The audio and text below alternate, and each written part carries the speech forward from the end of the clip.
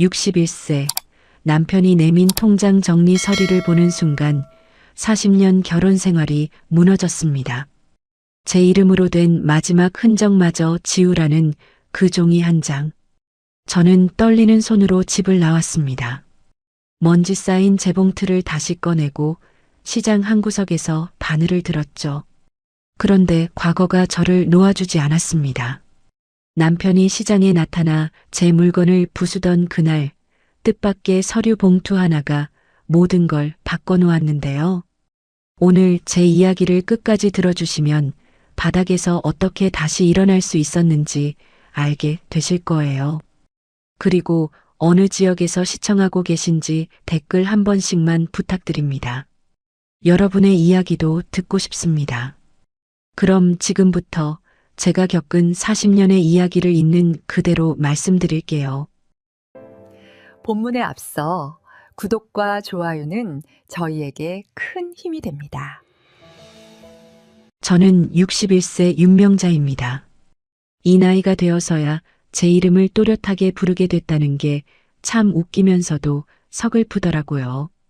평생을 남편의 이름 석자 뒤에 붙어 살았거든요. 김 과장 부인, 김 부장 부인, 그러다 김상무 부인으로 불렸고 퇴직 후에는 그냥 김성호 씨 와이프로만 통했어요. 동네 사람들도 남편 회사 사람들도 심지어 제 친정 식구들조차 저를 그렇게만 불렀죠. 남편은 대기업 영업부에서 32년을 일했어요. 그 세월 동안 저는 남편이 다니는 회사 동료들의 부인 모임을 관리하는 게 제주된 일이었습니다. 매달 둘째 주 목요일 오후 2시 강남 어딘가의 호텔 라운지나 고급 한정식 집에 모여서 차 마시고 식사하는 그 모임이요. 누가 아프면 병문안 일정 잡고 누구네 아이가 대학 붙으면 축하 선물 준비하고 누구네 시어머니 칠순이면 화환 보낼 것 준비하는 일들이었어요. 처음엔 그냥 친목 모임인 줄 알았어요. 그런데 남편은 그게 아니라고 하더라고요. 회사 생활에서 부인들 관계가 얼마나 중요한지 부인이 실수하면 남편 승진에 영향 간다고 몇 번이나 강조했죠. 그래서 저는 늘 조심했어요. 옷은 너무 화려하지도 너무 수수하지도 않게, 말은 많이 하지 않되, 필요할 땐 적절히, 웃을 땐 크게 웃지 않고 단정하게요. 제 감정이나 생각은 중요하지 않았어요. 그저 남편의 체면을 지켜주는 깔끔한 액자 같은 존재면 충분했거든요. 그렇게 20년 넘게 보냈어요. 아들 둘 키우고 대학 보내고 군대 보내고 취직시키는 동안 저는 하루도 빠짐없이 남편이 원하는 모양대로 살았습니다. 남편은 제가 일하는 걸 원치 않았어요. 30대 초반 아이들이 좀 크고 나서 동네 서점에서 아르바이트 제안이 들어왔을 때였어요. 시간도 괜찮고 집에서 가까워서 좋겠다 싶었는데 남편은 단칼에 거절하라고 했죠. 회사 부장 와이프가 서점에서 책 파는 모습 보이면 우습다고, 내가 돈을 못 벌어서 부인이 일하는 것처럼 보인다고 했어요. 친구 만남도 점점 끊겼어요. 대학 때 친하게 지내던 친구들이 있었는데 그 친구들 만나고 오면 남편이 항상 물었거든요. 무슨 얘기 했냐고, 누가 뭐래냐고, 혹시 나한테 불만 얘기 안 했냐고요. 처음엔 그냥 관심인 줄 알았어요. 근데 시간이 갈수록 그게 감시더라고요. 친구들도 제가 만날 때마다 남편 눈치 보는 게 불편했는지 연락이 뜸해졌고 어느 순간부터는 명절 때나 안부 문자 주고받는 사이가 됐어요. 집안의 모든 결정은 남편이 내렸어요. 아이들 학원도, 명절 때 친정 방문 일정도, 냉장고 바꿀 시기도, 심지어 제가 입을 옷 색깔까지도요. 남편은 제가 밝은 빨간색이나 노란색 입는 걸 싫어했어요. 나이 든 여자가 화려한 색 입으면 가볍게 보인다면서 네이비나 베이지 같은 차분한 색만 사라고 했죠. 그래서 제 옷장은 온통 어두운 색뿐이었어요. 가끔 백화점 지나가다가 예쁜 색 원피스 보면 잠깐 멈춰 서곤 했는데 그것도 남편이 눈치채면 안 된다 싶어서 슬쩍 지나쳤죠. 남편이 퇴직한 건 3년 전이었어요. 그때부터 집에 있는 시간이 많아지니까 제 생활은 더 빡빡해졌습니다. 아침 7시 정확히 밥상 차리고 설거지 소리 안 나게 조용히 하고 TV 볼 때도 남편이 보고 싶어 하는 채널만 틀어야 했어요. 제가 보고 싶은 드라마나 예능은 남편이 낮잠 자거나 외출했을 때만 몰래 봤죠. 그것도 혹시 들킬까봐 불안했어요. 가장 힘들었던 건 제 의견이 아예 존재하지 않는다는 거였어요. 저녁 메뉴 정할 때도 주말에 어디 갈지 정할 때도 남편이 먼저 정하고 저는 그냥 따라가기만 했어요. 한 번은 제가 오늘은 제가 먹고 싶은 거 해도 될까요? 라고 조심스럽게 물었더니 남편이 이상하다는 표정으로 쳐다보면서 갑자기 왜 이래? 라고 했어요. 그 표정이 너무 차가워서 그 뒤로는 아무 말도 못했죠. 작년 가을쯤이었어요. 남편이 갑자기 제 통장 정리하자는 얘기를 꺼냈어요. 우리 나이에 재산 정리 좀 해야 한다면서 제 명의로 된 통장이랑 예금을 다 합쳐서 남편 명의로 옮기자고 했죠. 상속세 문제도 있고 관리하기도 편하다면서 은행 서류까지 미리 떼어 놓았더라고요. 그 서류 보는데 손이 떨렸어요. 그 통장들은 제가 결혼 전에 직장 다니면서 모은 돈이랑 시어머니가 돌아가시면서 며느리 수고했다고 주신 돈, 그리고 아이들이 크면서 생활비 아껴서 조금씩 모아둔 거였거든요. 액수가 크진 않았어요. 그래도 그게 제 이름으로 된 유일한 거였어요. 남편 월급은 늘 남편 통장으로만 들어왔고 생활비도 남편이 정한 만큼만 받아서 썼으니까요. 그날 저녁 남편이 서류 내밀면서 내일 은행 가서 도장 찍고 처리하면 돼. 간단해라고 했을 때요. 제 안에서 뭔가 조용히 무너지는 소리가 들렸어요. 아무 소리도 안 났는데 뼈 깊은 곳에서 우지끈 부서지는 느낌이었죠. 40년을 남편 그늘 아래에서 숨죽이고 살았는데 이제 제 이름으로 된 마지막 흔적마저 지우라는 거잖아요. 그날 밤 잠을 한숨도 못 잤어요.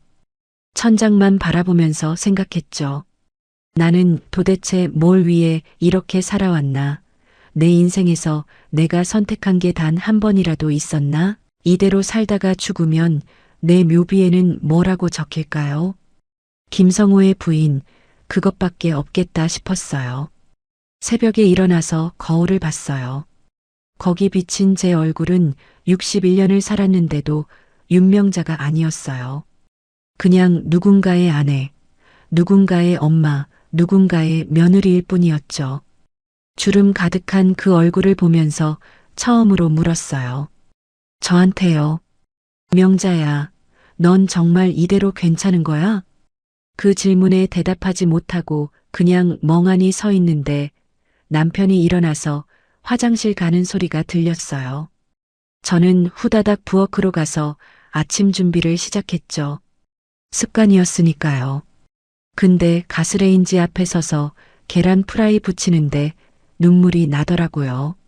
소리 안 나게 조용히 계속 흘렀어요.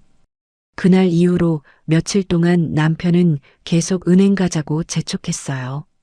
저는 핑계를 대며 미뤘죠. 머리 아프다, 약속 있다, 다음 주에 가자, 그렇게요. 남편은 점점 짜증을 냈고 저는 점점 더 숨이 막혔어요.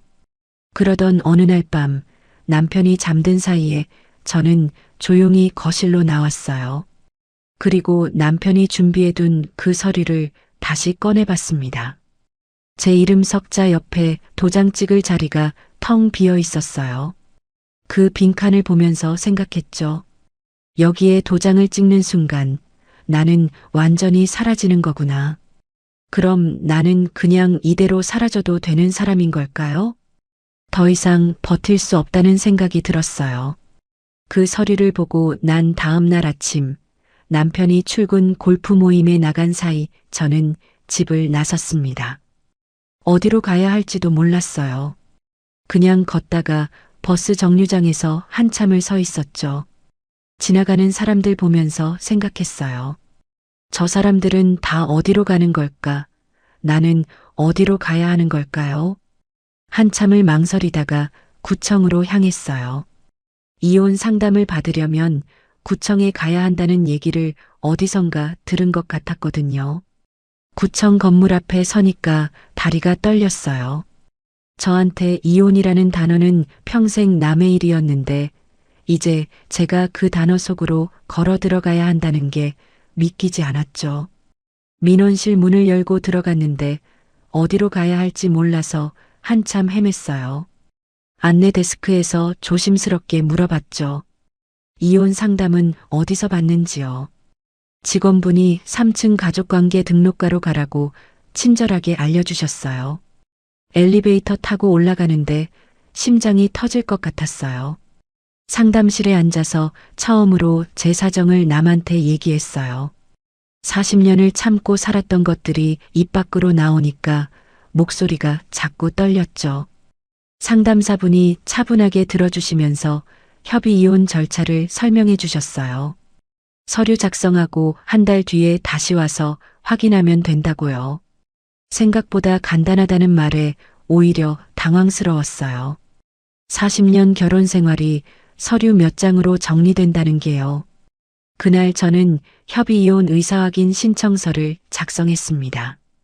펜을 들고 제 이름을 쓰는데 손이 너무 떨려서 글씨가 삐뚤빼뚤했어요. 신청인 성명, 윤명자. 그 석자를 쓰면서 울컥했죠. 61년 만에 처음으로 제 이름이 주인공이 되는 서류였거든요.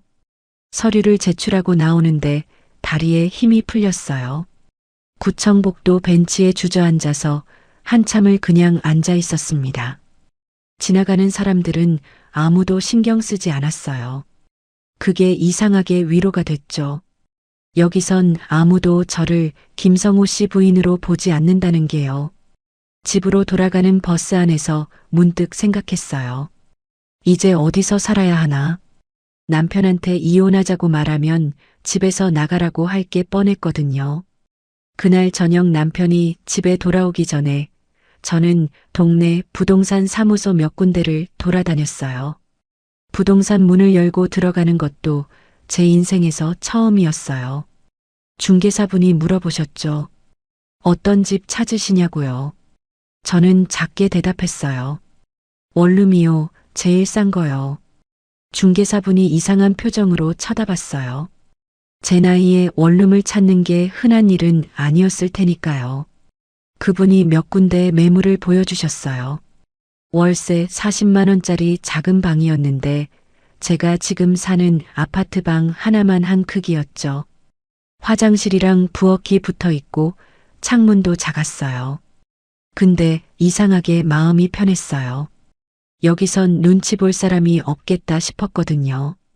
보증금 500만 원에 월세 40만 원. 제 통장에 있는 돈으로 충분히 계약할 수 있는 금액이었어요. 저는 그 자리에서 계약하겠다고 했습니다. 중개사분이 깜짝 놀라시면서 급하신 일 있으시냐고 물으셨는데 저는 그냥 고개만 끄덕였죠. 계약금 50만 원 내고 나오는데 손에 든 계약서가 떨렸어요. 계약자 명의 윤명자. 40년 만에 처음으로 제 이름으로 뭔가를 계약한 거였어요. 그게 겨우 작은 원룸이었지만 그날만큼은 제가 큰일을 해낸 것처럼 가슴이 두근거렸습니다. 집에 돌아왔을 때 남편은 거실에서 TV를 보고 있었어요. 저는 가방에 계약서를 숨기고 부엌으로 들어가서 저녁 준비를 시작했죠. 손이 자꾸 떨렸어요. 남편한테 뭐라고 말해야 할지, 언제 말해야 할지 머릿속이 복잡했거든요. 저녁 먹고 설거지를 다 끝낸 뒤였어요. 저는 거실로 나가서 남편 앞에 섰습니다. 그리고 처음으로 제 목소리로 제 결정을 말했죠. 이혼하고 싶다고요. 남편은 처음엔 제가 농담하는 줄 알았나 봐요. 헛웃음 치면서 갑자기 무슨 소리냐고 했죠. 제가 다시 말했어요. 진심이라고. 이미 구청에 서류 제출했다고요. 그제야 남편 얼굴이 굳어졌어요. 그리고 폭발했죠. 소리 지르고 물건 집어던지고 난리가 났어요. 이 나이에 미쳤냐고, 어디 가서 뭘 할 건데, 나간다고 하냐고, 집안 망신시키려고 환장했냐고요. 남편은 제 행동에 분노하며 집안을 떠나지 못하게 막았지만 저는 이미 결심한 상태였어요. 다음 날 새벽 남편이 잠든 사이에 저는 짐을 쌌습니다. 큰 캐리어 하나에 옷 몇 벌하고 세면도구, 그리고 제 통장이랑 도장만 챙겼어요. 다른 건 중요하지 않았거든요. 남편이 깨기 전에 집을 나왔어요.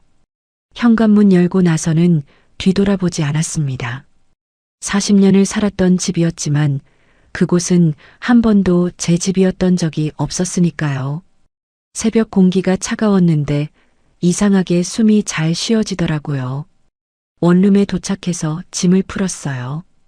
텅 빈 방에 혼자 앉아 있으니까 실감이 났죠. 이제 정말 혼자구나. 무섭기도 했지만 동시에 후련했어요.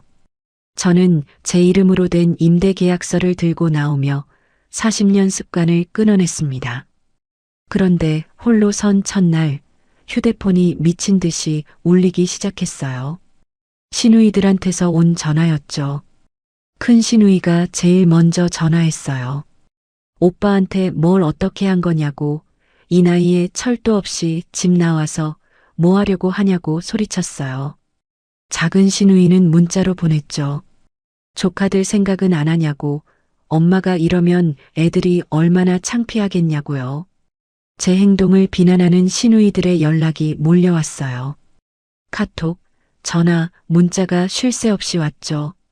친정 오빠한테서도 연락이 왔어요. 매형한테 미안하니까 다시 들어가라고, 여자가 그 나이에 집 나오면 누가 좋게 보겠냐고 했어요. 저는 휴대폰을 꺼버렸어요. 그리고 작은 방 한가운데 누워서 천장만 바라봤습니다. 가슴이 무겁기만 했습니다. 제가 잘못한 걸까요? 제가 이기적인 걸까요? 그런 생각들이 머릿속을 맴돌았죠. 그런데 문득 이런 생각이 들었어요.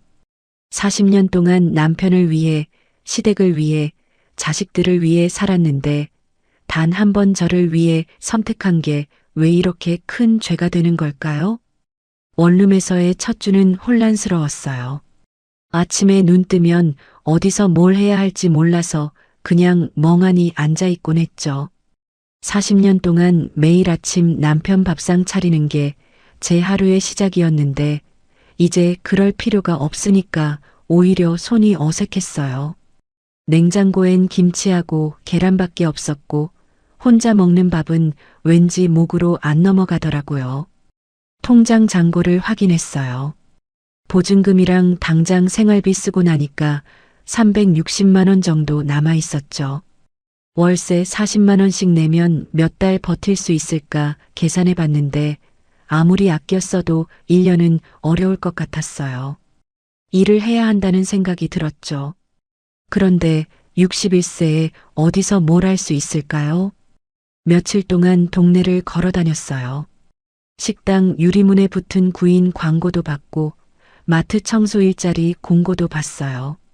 근데 전화하면 다들 나이 물어보고 난 뒤엔 연락이 없었어요. 한 번은 편의점 야간 알바에 지원했는데 사장님이 난처한 표정으로 말씀하시더라고요. 어머니, 이 일은 좀 힘드실 거예요. 젊은 사람도 힘들어 하는데요. 그렇게 일주일쯤 지났을 때였어요. 동네 골목을 걷다가 작은 수선집을 발견했어요. 낡은 간판에 수선 및 리폼이라고 적혀 있었는데 가게 안이 환하게 보여서 들여다봤죠. 그 순간 오래된 기억이 떠올랐어요. 저는 어릴 적부터 봉제를 좋아했어요. 중학교 때 가정 시간에 처음 재봉틀을 만졌는데 선생님이 손재주가 있다고 칭찬해 주셨거든요. 그 뒤로 혼자서도 치마도 만들고 블라우스도 만들었죠. 고등학교 졸업하고 짧게 재봉사로 일한 적도 있었어요. 결혼하기 전까지 동대문 작은 공장에서 2년 정도 일했었는데 그때가 참 행복했거든요. 결혼하고 나서는 남편이 재봉틀 갖다 버리라고 했어요. 시끄럽다고, 집안에 천조각 널려 있는 거 지저분하다고요. 저는 친정집 창고에 재봉틀을 맡겨두고 바늘도 실도 다 정리했죠. 그렇게 40년을 손 놓고 살았어요. 수선집 문을 열고 들어갔어요. 안에는 50대 후반쯤 돼 보이는 여자분이 재봉틀 앞에 앉아 계셨죠. 손님이냐고 물으시길래 저는 용기를 내서 말했어요. 혹시 일 도와드릴 사람 필요하시냐고요. 사장님이 저를 위아래로 훑어보시더니 물으셨어요. 재봉틀 다뤄보셨어요? 저는 고개를 끄덕이며 예전에 했었다고 대답했죠. 사장님이 그럼 한번 해보라면서 간단한 바지단 작업을 시키셨어요. 재봉틀 앞에 앉았어요. 40년 만에 다시 만지는 기계였는데 이상하게도 손이 기억하더라고요. 발판 밟고 천을 밀어넣고 바늘이 지나가는 걸 지켜보는 그 감각이 그대로 남아 있었어요. 떨리긴 했지만 선은 비교적 반듯하게 나왔죠. 사장님이 만족스러운 표정으로 말씀하셨어요. 하루 4시간, 오후 2시부터 6시까지 시급 9,000원에 일해볼래요? 저는 너무 기뻐서 목소리가 떨렸어요. 네, 열심히 하겠습니다. 그날부터 저는 동네 공방에서 꿰매기 일을 맡았습니다. 주로 바지 단 줄이기, 치마 허리 줄이기, 지퍼 갈기 같은 기본 작업이었어요. 처음엔 괜찮았어요. 손이 기억한다고 생각했거든요. 근데 오랜 세월 손을 놓았던 탓에 실수도 많았습니다. 셋째 날이었나 고급 정장 바지 단을 접다가 실수로 가위질을 잘못해서 천을 찢어버렸어요. 사장님이 한숨 쉬시면서 이건 배상해야 한다고 하셨죠. 그날 번 돈 36,000원을 다 내고도 부족해서 제 돈 2만 원을 더 보탰어요. 집에 돌아와서 손을 보니까 바늘에 찔린 자국이 여러 개 있었어요. 예전엔 이렇게 서툴지 않았는데 60대가 된 제 손은 둔해져 있었죠. 그날 밤 울었어요. 이것밖에 할 줄 아는 게 없는데 이것도 제대로 못하면 어떡하나 싶었거든요. 그래도 포기할 수 없었어요. 다음 날도 그 다음 날도 출근했죠. 조금씩 감이 돌아왔어요. 바늘땀 간격이 일정해지고 선도 더 반듯해졌어요. 손님들 옷 만지면서 생각했어요. 이 옷을 입는 사람이 편하고 예뻐야 한다고요. 그런 마음으로 한 땀 한 땀 정성껏 꿰맸습니다. 한 달쯤 지났을 때였어요. 단골 손님 한 분이 오셔서 사장님한테 말씀하시더라고요. 요새 수선 퀄리티가 더 좋아진 것 같다고, 특히 손바느질 마무리가 정말 꼼꼼하다고요. 사장님이 제 쪽을 보시면서 웃으셨어요. 그 말이 얼마나 힘이 됐는지 몰라요. 어느 날 오후였어요. 사장님이 작업 끝나고 차 한잔 하자고 하셨죠. 가게 한쪽 구석 작은 테이블에 앉아서 둘이 커피를 마셨는데 사장님이 말씀하셨어요. 명자 씨, 손재주가 그냥 버리기엔 아깝네요. 그러면서 제안을 하셨어요. 재래시장 안에 작은 부스 자리가 하나 비었는데 거기서 수선이랑 작은 소품 판매하는 걸 해보면 어떻겠냐고요. 사장님이 아는 시장 상인회장님한테 말씀드려서 보증금 없이 월 20만 원에 자리 얻을 수 있다고 했어요. 저는 깜짝 놀랐죠. 제가요? 제가 그걸 할 수 있을까요? 사장님이 고개를 끄덕이시면서 말씀하셨어요. 여기서 일하는 거 보니까 할 수 있을 것 같아요. 실력보다 중요한 건 마음이거든요.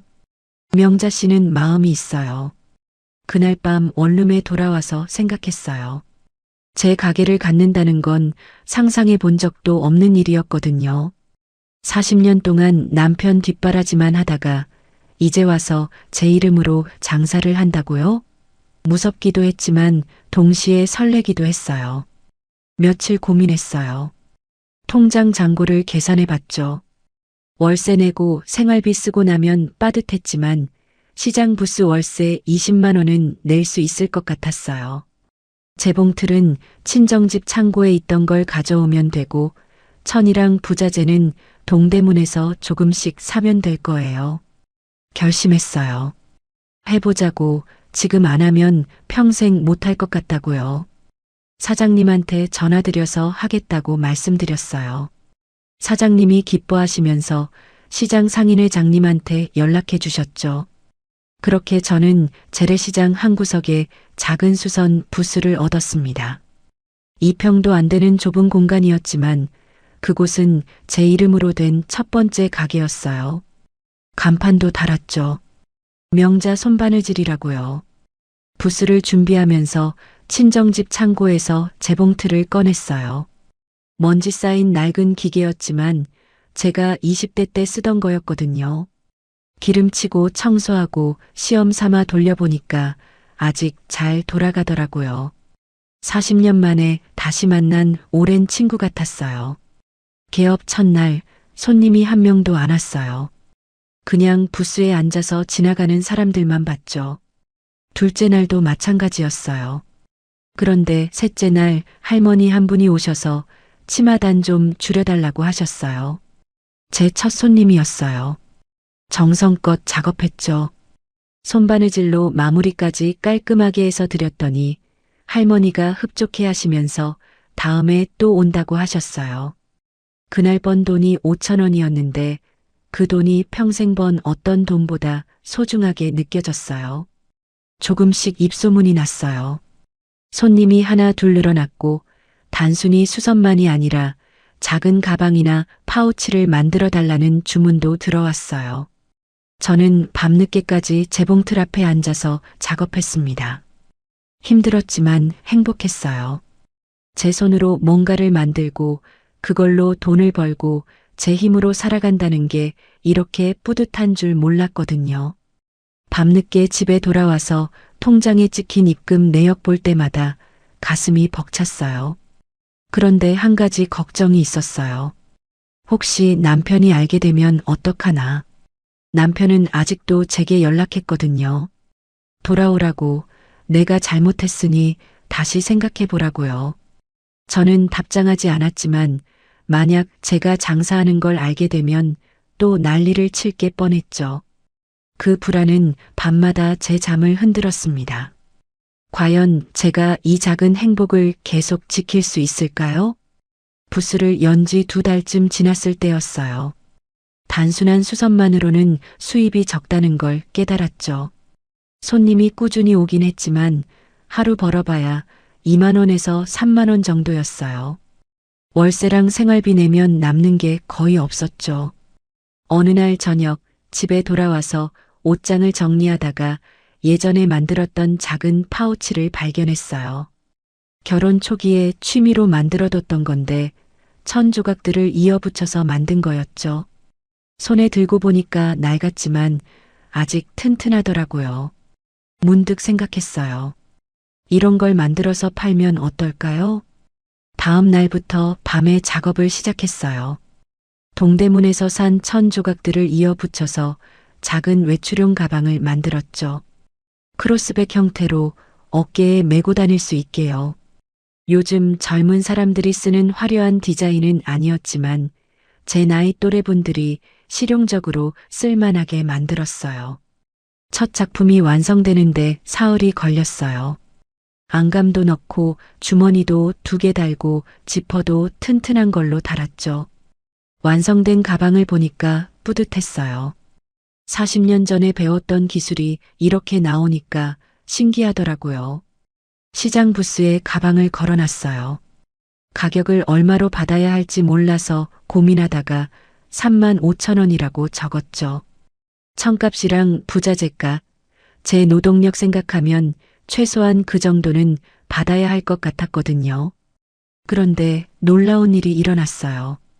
외출용 가방 몇 점을 만들어 시장에 내놓았는데 예상외로 금세 팔렸습니다. 첫 번째 가방은 개업한 지 1시간도 안 돼서 팔렸어요. 60대 후반쯤 돼 보이는 할머니가 오셔서 가방을 이리저리 살펴보시더니 물으셨죠. 이거 직접 만드신 거예요? 네, 제가 만들었어요. 제 대답에 할머니가 감탄하시면서 요즘 이런 손바느질로 만든 건 구하기 힘들다고 하셨어요. 기계로 찍어낸 것처럼 똑같은 것보단 이렇게 하나하나 정성 들여 만든 게 훨씬 좋다면서 바로 사가셨죠. 그 뒤로 며칠 사이에 5개를 더 팔았어요. 고객들은 제 물건에 담긴 정성과 오래된 감각을 알아봤습니다. 누군가는 요즘 젊은 애들이 만든 건 금방 망가지는데 이건 튼튼하네요 라고 했고 또 누군가는 손맛이 느껴져요라고 말씀해 주셨어요. 특히 기억에 남는 손님이 한 분 계셨어요. 50대 중반쯤 되신 여자분이었는데 제 가방을 들고 한참을 만져보시더니 눈물을 글썽이시는 거예요. 어머니 생각난다면서 어머니도 이렇게 정성스럽게 바느질 하셨다고요. 그분이 가방 3개를 사가시면서 친구들한테도 소개해 주겠다고 하셨죠. 그날 저녁 집에 돌아와서 매출을 계산해 봤어요. 일주일 동안 가방 8개를 팔아서 28만 원을 벌었더라고요. 수선비까지 합치면 35만 원 정도였죠.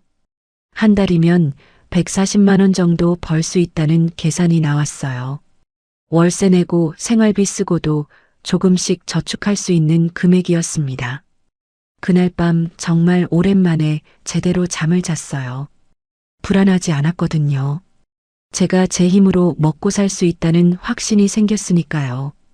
61세에 처음으로 느끼는 자립의 기쁨이었어요. 주문도 들어오기 시작했어요. 가방 산 손님이 지인한테 소개해줘서 그 지인이 또 오시는 시기였죠.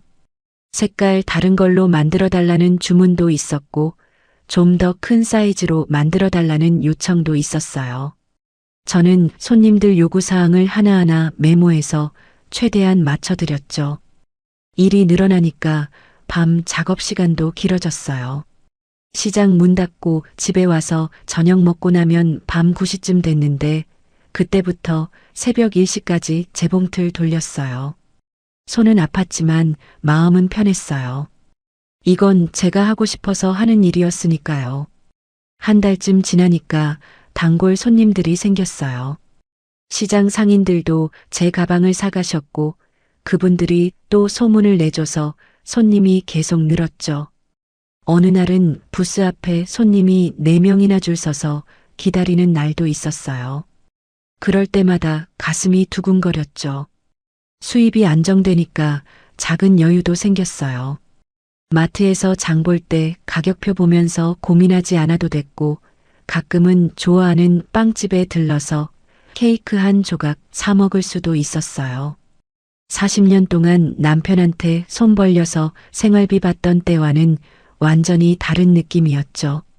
어느 날 시장 상인회장님이 제 부스에 들르셨어요. 명자 씨, 장사 잘 되는 것 같던데 좋은 자리로 옮겨볼 생각 없어요? 입구 쪽에 좀 더 넓은 자리가 비었는데 거기 가면 손님 더 많이 올 거예요. 월세가 40만 원으로 좀 올라가긴 하지만요. 저는 고민했어요. 더 좋은 자리로 가면 분명 장사가 더 잘 될 텐데 월세가 2배로 뛰는 게 부담스러웠거든요. 그래도 용기를 내서 결정했죠. 해보겠다고요. 새 자리로 옮기고 간판도 새로 만들었어요. 명자 손바느질 공방이라고 썼죠. 이전보다 2배 넓은 공간이었고 재봉틀 놓을 자리도 따로 있었어요. 손님들이 앉아서 기다릴 수 있는 작은 의자도 2개 놓았죠. 장사는 생각보다 더 잘 됐어요. 입구 쪽이라서 지나가는 사람들 눈에 잘 띄었거든요. 한 달 수입이 200만 원을 넘었어요. 믿기지 않았죠. 61세에 처음 시작한 장사로 이만큼 벌 줄은 몰랐으니까요. 그래도 마음 한편에는 남편이 눈치챌까 두려운 그림자가 남아 있었습니다. 남편은 여전히 가끔 연락했어요. 돌아오라고, 집도 정리하고 통장도 다시 합치자고요. 저는 답장하지 않았지만 혹시 제가 시장에서 장사하는 걸 알게 되면 어떡하나 불안했죠. 실제로 몇 번 아찔한 순간이 있었어요. 한 번은 시댁 친척이 시장에 왔다가 제 가게 앞을 지나갔어요. 다행히 저를 못 알아봤지만 그 뒤로 며칠 동안 가슴이 철렁거렸죠. 만약 시댁에 얘기라도 하면 남편이 바로 달려올 게 뻔했으니까요. 밤에 혼자 원룸에 앉아 있으면 불안했어요. 창문 밖에서 발소리만 들려도 혹시 남편이 찾아온 건 아닌가 싶어서 가슴이 쿵쾅거렸죠. 현관문 두드리는 소리에도 깜짝깜짝 놀랐어요. 장사가 잘 될수록 불안도 커졌습니다. 이 작은 행복이 언제 깨질지 모른다는 생각이 들었거든요. 남편이 나타나서 또 난리를 치면 어떡하나, 시장에서 소란 피우면 손님들이 다 떠나갈 텐데 그럼 저는 또 어디로 가야 하나요? 그 불안은 밤마다 제 잠을 흔들었습니다. 꿈속에서도 남편이 나타나서 제 재봉틀을 부수고 가방을 찢어버리는 모습이 보였어요. 식은땀을 흘리며 깨면 새벽 3시, 4시였죠. 그러면 다시 잠들지 못하고 천장만 바라보곤 했어요. 어느 날 아침이었어요. 시장에 출근하려고 집을 나서는데 골목 저편에서 누군가 저를 쳐다보는 것 같은 느낌이 들었어요. 돌아봤지만 아무도 없었죠. 착각이었을까요? 아니면 정말 누군가 저를 지켜보고 있는 걸까요? 그 불안은 현실이 됐어요. 장사를 시작한 지 석 달쯤 됐을 때였죠. 어느 목요일 오후 평소처럼 부스에서 손님 가방을 수선하고 있는데 익숙한 목소리가 들렸어요. 여기 있었구나. 내가 찾았어. 고개를 드니까 남편이 서 있었어요. 얼굴이 불그락푸르락하고 주먹을 불끈 쥔 채로요. 순간 온몸이 얼어붙었죠. 어떻게 알고 찾아왔는지, 누가 말했는지 그런 건 중요하지 않았어요. 제가 가장 두려워하던 일이 벌어진 거니까요. 남편은 소리쳤어요. 내 체면이 어떻게 됐는지 알아? 동네 사람들이 다 안다고. 김상무 부인이 시장에서 장사한다고. 나보고 부인 먹여 살릴 능력도 없냐고 비웃는단 말이야. 남편 목소리가 시장 전체에 울려 퍼졌어요. 지나가던 사람들이 다 멈춰서서 이쪽을 쳐다봤죠. 저는 떨리는 목소리로 말했어요. 조용히 해요. 여기 손님들 있어요. 근데 남편은 듣지 않았어요. 오히려 더 크게 소리 지르면서 제가 진열해 놓은 가방들을 집어들었죠. 이런 거 팔아서 얼마 번다고 이러는 거야? 쪽팔린 줄 알아야지. 그리고는 제 물건을 훼손하기 시작했어요. 가방을 바닥에 던지고 발로 밟았어요. 정성껏 만든 가방들이 찢어지고 지퍼가 부러졌죠. 저는 소리쳤어요. 그만해요. 그건 제 거예요. 손님 두 분이 놀라서 뒤로 물러났고 옆가게 주인 아저씨가 달려와서 남편을 말렸어요. 아니, 이 양반이 왜 이래요? 진정하세요. 근데 남편은 손을 뿌리치고 제 재봉틀까지 발로 찼어요. 재봉틀이 옆으로 넘어지면서 쾅 소리를 냈죠. 시장 상인회장님이 오셨어요. 그리고 단호하게 말씀하셨죠. 지금 당장 안 나가시면 신고하겠습니다. 경찰 부를 겁니다. 남편은 그제야 멈칫했어요. 주변에 사람들이 잔뜩 모여 있었고 누군가는 이미 휴대폰으로 영상을 찍고 있었거든요. 남편이 제게 마지막으로 쏘아붙였어요. 이혼 취소해. 안 그러면 가만 안 둬. 그리고는 시장을 빠져나갔죠. 남겨진 저는 그 자리에 주저앉았어요. 무릎에 힘이 풀려서 일어설 수가 없었어요. 시장 사람들이 저를 부축해서 일으켰어요. 괜찮아요? 물 좀 드세요. 경찰 부를까요? 다들 걱정스러운 표정으로 물어봤지만 저는 대답할 수가 없었죠. 그냥 고개를 저을 뿐이었어요.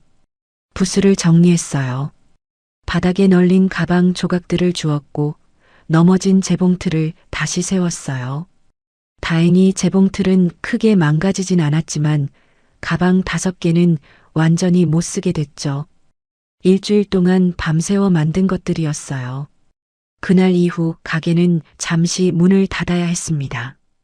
손님들한테 연락해서 당분간 쉰다고 말씀드렸어요. 시장에 나갈 용기가 나지 않았거든요. 남편이 또 나타날까봐 무서웠고 사람들이 저를 어떻게 볼까봐 창피했어요. 원룸에 틀어박혀서 며칠을 울었어요. 왜 제가 하고 싶은 일 하나 마음 편히 못하는 걸까요?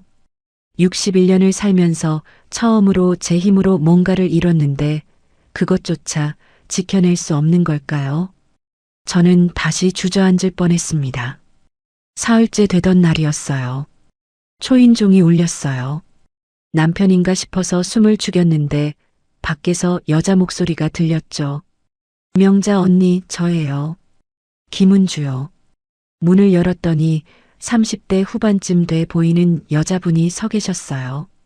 낯선 얼굴이었죠. 누구세요? 제가 물으니까 그분이 조심스럽게 말했어요. 저는 언니 남편 김성호 씨 회사에서 같이 일했던 사람이에요. 그분을 집 안으로 들였어요. 좁은 원룸에 앉아서 차를 대접했죠. 은주 씨가 말했어요. 언니가 혼자 나와서 힘들게 사신다는 얘기 들었어요. 그리고 며칠 전에 시장에서 무슨 일 있었다는 것도요. 어떻게 알았냐고 물었더니 시장 상인 중에 자기 친척이 있어서 알게 됐대요. 그 얘기 듣고 언니를 꼭 만나야겠다고 생각했다면서 언니가 알아야 할 것 같다고 했죠. 은주 씨가 가방에서 서류 봉투를 꺼냈어요. A사 용지가 20장쯤 들어 있었죠. 이게 뭐냐고 물으니까 그분이 진지한 표정으로 대답했어요. 김성호 씨 불법 거래 내역이에요. 심장이 멎는 것 같았어요. 무슨 말인지 이해가 안 갔죠. 은주 씨가 설명해 주었어요. 남편이 회사 다닐 때 뒷거래를 많이 했대요. 협력업체한테서 리베이트 받고 허위 계약서 만들어서 차액 챙기고 회사 돈 빼돌린 것도 있다고요. 저는 믿을 수가 없었어요. 남편이요? 그렇게 원칙을 중요하게 여기고 체면을 따지던 사람이요? 은주 씨가 고개를 끄덕였어요. 회사에서 다들 알았어요. 근데 윗선이랑 연결돼 있어서 아무도 건드리지 못했죠. 퇴직할 때도 조용히 넘어갔고요. 그럼 왜 이제 와서 이걸 저한테 주는 거냐고 물었어요. 은주 씨가 한숨을 쉬더니 말했어요. 저도 피해자예요. 김성호 씨가 제 실적을 빼돌려서 제가 승진 누락됐거든요. 그때 항의했다가 오히려 제가 부서 이동당했어요. 그 뒤로 자료를 모아뒀어요. 언젠가 쓸 일이 있을 것 같아서요. 그리고 덧붙였죠. 언니한테 이러는 거 보니까 참을 수가 없었어요. 자기는 깨끗한 척하면서 언니를 짓밟다니요. 이 자료로 언니가 자기 자신을 지키셨으면 좋겠어요. 저는 떨리는 손으로 서류를 넘겨봤어요. 날짜, 금액, 업체명, 계좌번호까지 다 적혀 있었어요. 증거 자료도 첨부돼 있었죠. 은행 거래 내역, 계약서 사본, 이메일 캡처본까지요. 그날 밤 서류를 다 읽었어요. 남편이 빼돌린 돈만 해도 3억이 넘었어요. 리베이트로 받은 돈도 1억 넘게 됐고요. 그 돈으로 남편은 주식 투자를 했고 일부는 비밀 계좌에 숨겨뒀다고 적혀 있었죠. 제가 생활비 아끼려고 마트 전단지 보면서 고민하고 친구들 만나는 것도 참고 하고 싶은 일도 포기하던 그 시간에 남편은 이렇게 돈을 모으고 있었던 거예요. 그러면서 제 통장까지 합치자고 했던 거죠. 화가 났어요. 동시에 두려웠어요. 이 자료를 어떻게 써야 할까요? 남편을 고발하면 제가 원하는 평화로운 삶을 살 수 있을까요? 아니면 더 큰 보복을 당하게 될까요? 며칠 동안 고민했어요. 법률 상담도 받아봤죠. 변호사님이 말씀하셨어요. 이 자료만 있으면 이혼 소송에서 유리하고 재산 분할도 받을 수 있다고요. 형사 고발도 가능하다고 했어요. 근데 저는 그게 원하는 게 아니었어요. 남편을 감옥에 보내고 싶은 것도 남편 돈을 빼앗고 싶은 것도 아니었죠. 저는 그냥 평화롭게 제 일하면서 살고 싶었어요. 남편이 더 이상 제 삶을 방해하지 않았으면 좋겠다는 것 뿐이었죠. 그래서 결정했어요. 이 자료를 직접 사용하지 않되 제 안전을 확보하는 데 쓰기로요. 변호사를 통해서 남편한테 내용 증명을 보냈어요. 더 이상 접근하지 말 것, 제 사업을 방해하지 말 것, 협의 이혼 절차에 협조할 것. 만약 이를 어기면 보관 중인 증거 자료를 관련 기관에 제출하겠다고요. 며칠 뒤 남편한테서 연락이 왔어요. 목소리가 잠잠했어요. 알았다고, 더 이상 찾아가지 않겠다고요. 그리고 이혼 서류에 도장 찍겠다고 했죠. 전화를 끊고 나서 한참을 멍하니 앉아 있었어요. 이렇게 쉽게 끝날 일이었나 싶었거든요. 40년을 짓누르던 그 무게가 서류 몇 장으로 사라진다는 게 믿기지 않았어요. 그런데 동시에 이런 생각도 들었어요. 제가 이 진실을 알았다는 게, 그리고 그걸로 제 자유를 지켜낼 수 있다는 게 과연 축복일까요? 아니면 또 다른 무게가 될까요? 저는 그 자료를 직접 사용하지 않았지만 법률 상담을 통해 제 안전을 확보하고 남편의 방해로부터 벗어났습니다. 내용 증명을 보낸 뒤로 남편은 정말 나타나지 않았어요. 전화도 문자도 없었죠. 그 침묵이 처음엔 불안했는데 시간이 지나면서 평화로 느껴지기 시작했어요. 한 달 뒤 구청에서 연락이 왔어요. 협의 이혼 확인 기간이 끝났으니 방문해서 최종 확인하라고요. 남편 쪽에서도 서류에 도장을 찍었다고 했죠. 그날 구청에 가는 길이 묘했어요. 40년 전 결혼식장 가던 날보다 훨씬 가벼운 발걸음이었거든요. 민원실에서 서류를 받았어요. 이혼 신고 수리증이라고 적힌 종이 한 장. 그걸 보는 순간 눈물이 났어요. 슬픔이 아니라 안도의 눈물이었죠. 이제 정말 자유라는 생각이 들었거든요. 61세에 얻은 자유였지만 늦었다는 생각은 들지 않았어요. 오히려 이제라도 얻어서 다행이라는 생각뿐이었죠. 시장으로 돌아왔어요. 며칠 쉬는 동안 걱정하신 단골 손님들이 연락을 주셨더라고요. 괜찮으시냐고, 언제 다시 문 여냐고요. 그분들 목소리를 들으니까 힘이 났어요. 저를 기다려주는 사람들이 있다는 게 얼마나 큰 위로인지 몰랐거든요. 다음 날부터 다시 장사를 시작했어요. 부스 문을 열고 재봉틀 앞에 앉았죠. 손님들이 하나 둘 찾아왔어요. 어떤 분은 걱정했다며 손을 꼭 잡아주셨고, 어떤 분은 힘내라며 떡을 사다 주셨어요. 시장 상인들도 격려해 주셨죠. 그날 저녁 혼자 부스를 정리하면서 생각했어요. 제가 여기서 단순히 물건을 파는 게 아니라 사람들과 관계를 맺고 있구나. 40년 동안 남편 그늘에 숨어서 제대로 된 관계 하나 못 맺고 살았는데 이제야 진짜 사람 사는 맛을 알게 된 것 같았어요. 장사는 예전보다 더 잘 됐어요. 오히려 그 일이 있고 나서 손님들이 더 많이 찾아왔죠. 소문을 듣고 일부러 오시는 분들도 계셨어요. 힘들게 혼자 사는 분을 응원하고 싶다면서 가방을 사가시는 거예요. 어떤 분은 본인도 이혼하고 혼자 사는데 언니 보면서 용기 얻는다고 말씀하셨어요. 그 말들이 제게 큰 힘이 됐어요. 제 이야기가 누군가에게 위로가 된다는 게 신기하면서도 뿌듯했죠. 그래서 손님들이 오시면 차 한 잔 대접하면서 이런저런 얘기를 나눴어요. 인생 얘기도 하고 힘든 일도 나누고 서로 격려하기도 했죠. 몇 달이 지났어요. 저축 통장에 돈이 조금씩 쌓여갔어요. 처음으로 제 힘으로 모은 돈이었죠. 통장 정리하면서 계산해 보니까 500만 원이 넘었더라고요. 그 돈으로 뭘 할 수 있을까 생각하다가 결심했어요. 더 큰 공간으로 이사하자고요. 시장 상인회장님한테 말씀드렸더니 마침 시장 입구 쪽에 괜찮은 자리가 있다고 하셨어요.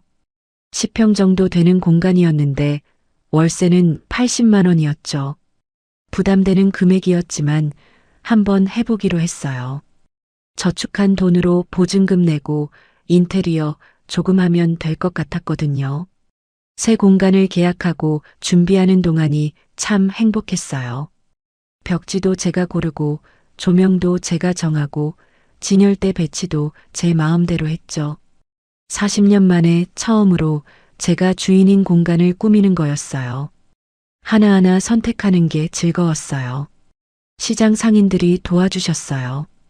옆 가게 아저씨는 선밥 만드는 걸 거들어 주셨고 떡집 사장님은 개업 선물로 떡을 보내주셨어요. 그분들 덕분에 일주일 만에 준비를 끝냈죠. 간판을 달았어요. 수선 부스는 몇 달 뒤 작은 공방으로 성장했고 제 이름을 건 간판이 시장 입구에 걸렸습니다. 윤명자 손바느질 공방이라고 큼지막하게 적혀 있었어요. 제 이름 석자가 저렇게 당당하게 걸리는 걸 보니까 눈물이 났죠. 61년을 살면서 처음으로 제 이름이 빛나는 순간이었거든요. 개업날 생각보다 많은 사람들이 와주셨어요. 단골 손님들은 물론이고 시장 상인들도 다 축하해 주셨죠. 꽃도 많이 받았고 축하 화환도 몇 개 왔어요. 작은 공방 개업일 뿐이었는데 마치 큰일이라도 낸 것처럼 뿌듯했어요. 공방은 이전보다 훨씬 체계적으로 운영했어요. 수선 공간이랑 판매 공간을 분리하고 작업 테이블도 따로 만들었죠. 손님들이 앉아서 차 마실 수 있는 작은 공간도 마련했어요. 그곳에서 손님들이랑 이야기 나누는 시간이 참 좋았거든요. 가방 종류도 다양해졌어요. 크로스백, 숄더백, 에코백, 파우치까지 여러 가지를 만들었죠. 천도 다양하게 들여왔어요. 손님들 취향에 맞춰서 주문 제작도 해드렸고요. 한 번은 딸 결혼 선물로 가방 10개를 맞춰달라는 주문도 받았어요. 보름 동안 밤새워 만들었는데 완성품 보시고 손님이 너무 좋아하셨죠. 일이 많아지니까 혼자서는 벅찼어요. 그래서 아르바이트생을 구했어요. 60대 중반 되신 분이었는데 남편 사별하고 혼자 사신다고 하셨죠. 바느질은 서툴렀지만 손님 응대를 잘하셔서 같이 일하기로 했어요. 그분도 저처럼 혼자 사는 게 외롭다고 같이 일할 수 있어서 좋다고 하셨어요. 둘이서 일하니까 훨씬 나았어요. 제가 작업할 때 그분이 손님 응대하고 제가 배달 다녀올 때 그분이 가게 지키고요. 점심시간에는 같이 밥 먹으면서 이런저런 얘기도 나눴죠. 오랜만에 제대로 된 동료가 생긴 기분이었어요. 한 달 수입이 300만 원을 넘어섰어요. 월세 내고 아르바이트비 주고 재료비 쓰고 나도 150만 원 정도 남았죠. 혼자 살기엔 충분한 돈이었어요. 그 돈으로 조금 더 나은 원룸으로 이사했어요. 햇빛 잘 들고 화장실도 깨끗한 곳이었죠. 새 집에 이사하면서 짐을 정리했어요. 가져온 게 별로 없었죠. 옷 몇 벌, 재봉도구, 통장이랑 서류 몇 장. 그게 61세 윤명자의 전부였어요. 근데 이상하게 허전하지 않았어요. 오히려 가벼웠죠. 필요한 것만 있으니까 마음도 가벼워지는 것 같았어요. 어느 날 저녁 창가에 앉아서 밖을 내다봤어요. 저녁 노을이 참 예뻤어요. 40년 동안 이런 노을을 제대로 본 적이 없었던 것 같아요. 늘 남편 눈치 보느라 집안일 하느라 바빴거든요. 이제는 여유가 생겼어요. 노을도 보고 산책도 하고 혼자 카페에서 커피도 마시고요. 가끔 생각해요. 만약 그때 남편 말대로 통장을 합쳤다면 어땠을까? 아마 지금도 그 집에서 눈치 보며 살고 있겠죠. 남편 뒷바라지 하면서 제 이름 없이 살았을 거예요. 그 생각만 해도 끔찍해요. 오래 걸렸지만